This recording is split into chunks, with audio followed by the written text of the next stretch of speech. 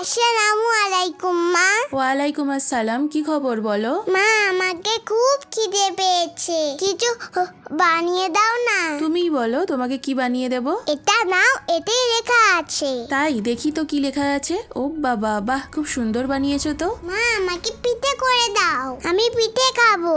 আচ্ছা, আজ তাহলে তোমার পিঠে খেতে ইচ্ছে করছে, তাই তো? ঠিক আছে, চলো আমি তোমাকে এক্ষুনি পিঠে বানিয়ে দিচ্ছি। আমি তোমার জন্য চিতাও পিঠে বানাবো।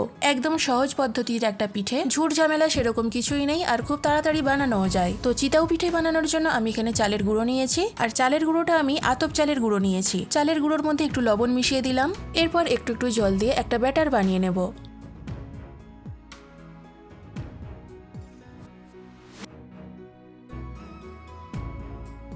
তো ব্যাটারটা আমার বানানো হয়ে গেছে, এরপর ঢাকনা দিয়ে কিছুক্ষণের জন্য রেখে দেব।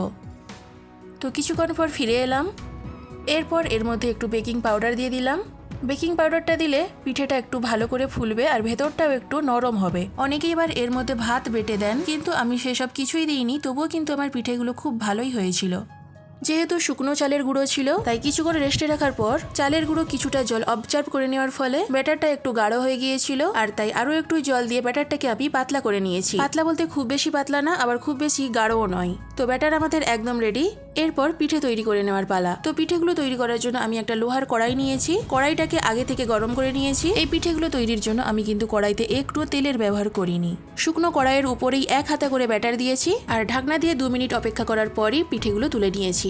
এই পিঠেগুলো হতে কিন্তু খুব বেশি সময় লাগে না, 1.5 থেকে 2 মিনিটের মধ্যেই পিঠেগুলো হয়ে যায়। তো দেখতেই পাচ্ছেন পিঠেগুলো কত সুন্দর ফুলেছে। এইভাবে সব পিঠেগুলো আমি বানিয়ে নেব। আর হ্যাঁ, এখানে একটা টিপস আছে, মানে অনেকেই কিন্তু আছেন জালিদার চিতাও পিঠা পছন্দ করেন, আবার দুধ চিতাও যখন বানানো হয় তখন কিন্তু জালিদার চিতাও বানাতে হয়। আর চিতাও পিঠার মধ্যে জালি নিয়ে আসার জন্য কড়াইটাকে খুব বেশি করে গরম করে নিতে হবে, আর অনেক বেশি গরম কড়াইতে যখন ব্যাটারটা দেওয়া হবে তখনই চিতাও পিঠার মধ্যে জালি চলে আসে। আমি যেহেতু ফুলকো ফুলকো নরম চিতাও বানাবো, আর তাই কড়াইটাকে হালকা গরম করেছি, আর ব্যাটার দেওয়ার সাথে সাথেই আমি ঢাকনা দিয়েছি। ব্যাটারটা দেওয়ার সাথে সাথেই যদি ঢাকনাটা দেওয়া হয় তাহলে পিঠেটা ভালো করে ফুলবে।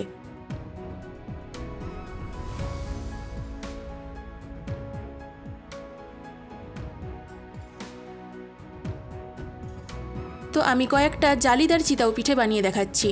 জালিদার চিতাও পিঠেটা বানানোর জন্য আমি কড়াইটাকে খুব বেশি গরম করে নিয়েছি, তারপর কড়াইয়ের মধ্যে দেখুন ব্যাটারটা ঢেলে দিলাম। তো দেখতেই পাচ্ছেন অতিরিক্ত গরমের জন্য ফুটো ফুটো হয়ে পিঠেটা কেমন জালির মতো হয়ে যাচ্ছে, আর এইভাবেই কিন্তু জালি চিতাও বানানো হয়। তো আমার সব পিঠেগুলো বানানো হয়ে গেছে। দেখুন পিঠেগুলো একদম নরম হয়েছে। খুবই কমন একটা পিঠে, কম বেশি সকলেই এটা বানাতে জানে, তবুও শেয়ার করলাম, আশা করি সকলেরই খুবই ভালো লাগবে। আমি একটা পিঠে ভেঙে দেখাচ্ছি। ভেতরটা দেখুন কত সুন্দর জালি জালি হয়েছে। গরম গরম পিঠেগুলো খেজুরের গুড়ের সাথে খেতে আমাদের তো খুবই ভালো লেগেছিল। তো এবার দেখি আমার মেয়ের খেতে কেমন লাগলো। বাবু, পিঠেগুলো খেতে কেমন লাগলো? মা পিঠেগুলো খেতে খুব ভালো হয়েছে।